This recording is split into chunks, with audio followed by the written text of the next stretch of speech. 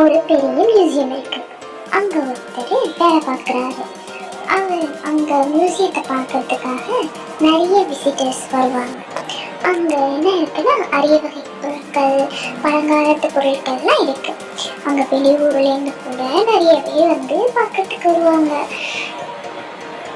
நேரம் முடிஞ்சதுக்கு அப்புறமேட்டு எல்லாருமே அந்த இடத்த விட்டு கிளம்ப ஆரம்பிச்சிருவாங்க.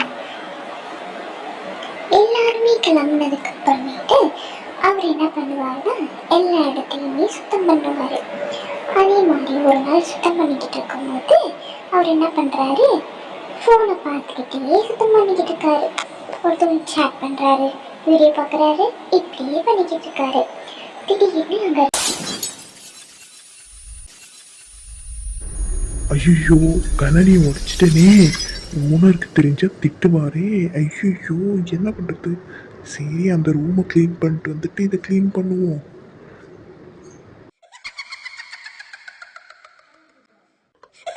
அப்படி அவர் சொல்லிட்டு போனதுக்கு அப்புறம் அதுலேருந்து ஒரே புகையா வருது. அது அவருக்கு தெரியவே இல்லை. அது தெரியாமலே அவர் என்ன பண்றாரு, இன்னொரு ரூமை சுத்தம் பண்ணிக்கிட்டு இருக்காரு. அப்போ என்ன ஏதோ சத்தம் கேட்குற மாதிரி தெரியுது. சரி என்ன சத்தம் நம்ம போய் பார்க்கலாம்.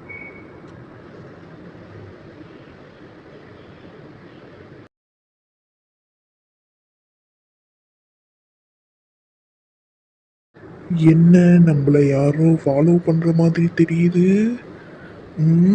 பின்னாடி திரும்பி பார்த்துருவோம். ஒருவேளை நம்ம பார்த்தது பிரம்மையா இருக்குமோ? என்ன திரும்பி ஃபாலோ பண்ற மாதிரி தெரியுது. மறுபடியும் திரும்பி பார்த்துருவோம்.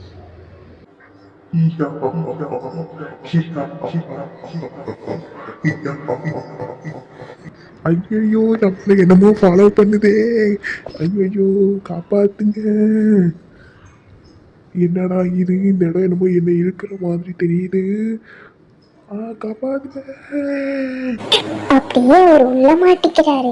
திடீர்னு அவர் மயக்கத்திலேருந்து எழுந்து பார்க்கறாரு. என்ன ஒரே பனிமூட்டமா இருக்கு. ஒருவேளை நம்ம சொர்க்கத்துக்கு ஏதோ வந்துட்டோமோ? சரி உள்ள ரொம்ப ஊர்வசியா இருக்காங்களாவது போய் பார்ப்போம்.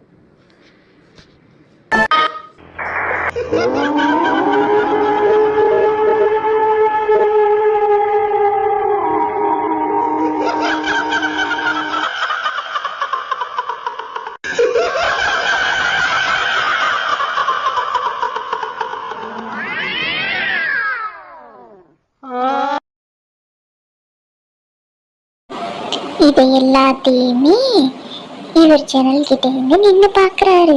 பார்த்துட்டு ரொம்ப வருத்தப்பட்டு அழுவ ஆரம்பிச்சிட்டாரு. அப்ப அவர் சொல்றாரு, என்னை யார் காப்பாத்துவாங்க? இங்கேதான் இப்படி வந்து மாட்டிக்கிட்டேனே, நான் எப்படி தப்பிக்கிறது? எங்களோட மாலை கிளம்புக்கு ஒன்று வரவேற்கிறேன். எது மாலை கிளப்பா? டேய் நான் பாட்டி செவனே நின்றேன். என்னை ஏன்டா இங்கே கூட்டிட்டு வந்தீங்க? நான் எப்படா இங்கேருந்து வெளியே போறது? நீதான அங்கே இருந்த கண்ணாடியை உடைச்சி எங்களோட தூக்கத்தை கிழித்து எங்க தலைவரையும் எழுப்பி விட்டுட்ட. அதனாலதான் நீ இங்கே வந்து மாட்டிக்கிட்ட. இங்கேருந்து வெளியே போறதுக்கு ஏதாவது ஒரு வழி சொல்லு. எங்க காணாம போயிடுச்சு? இதுதான் தலைவரும். நீதானே என் தூக்கத்தை கெடுத்து, உன்னை நான் சும்மாவே விட மாட்டேன், உன்னை கொல்லாம விட மாட்டேன். மன்னிச்சிருங்க தலைவரே, தயவு செஞ்சு இங்கேருந்து வெளியே போகிறதுக்கு ஏதாவது ஒரு வழி சொல்லுங்க தலைவரே. ப்ளீஸ் தலைவரே, நான் தெரியாம பண்ணிட்டேன். இதுக்கு ஒரே ஒரு வழிதான் இருக்கு. அதுக்கு நான் சொல்றதை நீ செய்யணும். நீங்க என்ன சொன்னாலும் நான் செய்யறேன். நீ என்ன பண்ணணும்னு சொல்லுங்க. உங்ககிட்ட 3 கேள்விகள் கேட்பேன். அந்த 3 கேள்விக்கு நீ சரியா பதில் சொல்லிட்டீங்கன்னா நீ இங்கிருந்து போயிடணும். என்கிட்ட கடைசி வரைக்கும் நீ அடிமையாக இருப்ப. சரி நான் உங்களுக்கு பதில் சொல்றேன். நான் எப்படியாச்சும் வெளியே போயே ஆகணும். நீங்க கேள்வியை கேளுங்க, நான் பதில் சொல்றேன். சரி சொல்லிட்டு 2 பேரும் அந்த கதவு முன்னாடி போறாங்க. ஒவ்வொரு கதவுக்கு முன்னாடி ஒவ்வொரு கேள்விகள் கேட்கப்படும். நீ முதல் கேள்விக்கு பதில் சொன்னா முதல் கதவு திறக்கும். 2வது கேள்விக்கு பதில் சொன்னா 2வது கதவு திறக்கும்.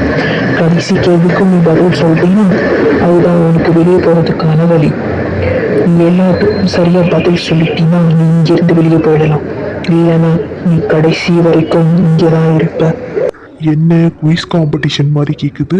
சரி பதில் சொல்லி தானே ஆகணும். சரி, நீங்க கேள்விகளை கேட்க ஆரம்பிங்க, நான் பதில் சொல்றேன். இப்போ உனக்கான முதல் கேள்வி. இது ஒரு விடுகதை தான் இருக்கும். உயிரில்லை ஊருக்கு போவான், காலில்லை வீட்டுக்கு வருவான், வாயில்லை வார்த்தைகள் சொல்வான். இதுக்கு என்ன விடை வரும் சொல்லு. என்ன விடுக்கதை ஈஸியா இருக்குன்னு பார்த்தா என்னமோ கேக்குறாங்க.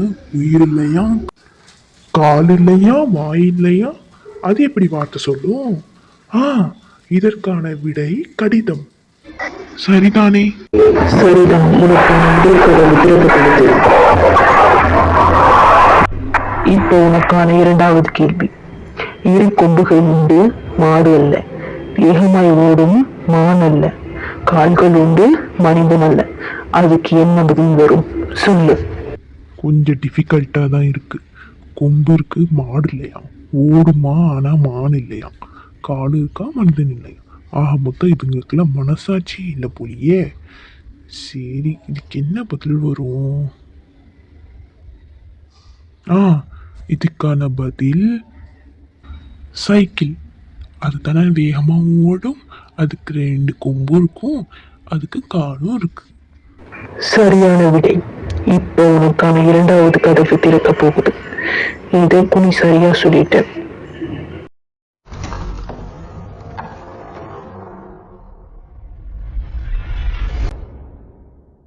இரண்டு கேள்விக்கு நீ சரியா பதில் சொல்லிட்ட. இப்போ உனக்கான கடைசி கேள்வி. இதுக்கு நீ சரியா பதில் சொன்ன, நீ கடைசி வரைக்கும் நிரந்தரமா இருந்துருவ. இப்ப நான் கேள்வி கேட்கிறேன். வெளியே உள்ளதை எரிந்து உள்ளே உள்ளதை சமைத்தான், பின் வெளியே உள்ளதை சாப்பிட்டு விட்டு உள்ளே உள்ளதை எரிந்தான். இதுக்கு என்ன பதில் வரும் சொல்லு. இந்த கேள்வி ரொம்ப கஷ்டமா இருக்கும், உன்னால பதில் சொல்லவே முடியாது. நீ கண்டிப்பா இந்த உலகத்துல மாட்டிக்குவ, உன்னால வெளியே போகவே முடியாது. இதுக்கு இனிப்பு வேற, இங்கேருந்து எப்படி தப்பிக்கிறதுன்னு வேற தெரியலையே. இதுக்கு என்ன ஆன்சர் வரும்? மோஸ்ட்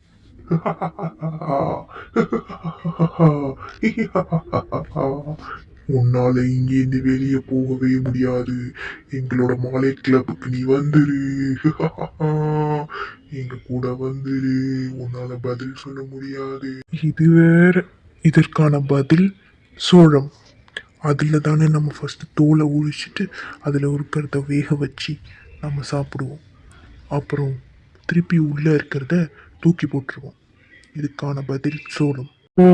நீ இதுக்குமே சரியான விடை சொல்லிட்ட. நீ இங்கே உலகத்திலிருந்து உன்னோட உலகத்துக்கு போகலாம். சும்மாகும். என்ன திருப்பி புகை மூட்டை வந்துடுச்சு. ஜாலி, கதவு திறந்துடுச்சு. ஏ, என்ன புகை மூட்டம் போகவே இல்லை. நாம தப்பிச்சிட்டோமா இல்லையான்னு தெரியலையே. ஒரே சுட்டி புகை மூட்டமாவே இருக்கு. பார்ப்போம். ஹே, நம்ம உண்மையாவே வெளியே வந்துட்டோம். மியூசியத்துக்கிட்ட வெளியே வந்துட்டோம். Jolly jolly. ஐயோ, இந்த முதல்ல இந்த வேலையை விட்டு போயிடணும்டா சாமி. பரவாயில்ல, நம்ம எப்படியே வெளியே வந்துட்டோம். Jolly jolly. இந்த வீடியோ உங்களுக்கு பிடிச்சிருந்தா லைக் பண்ணுங்க, ஷேர் பண்ணுங்க, சப்ஸ்கிரைப் பண்ணுங்க, முக்கியமாக கமெண்ட் பண்ணுங்க. பாய்.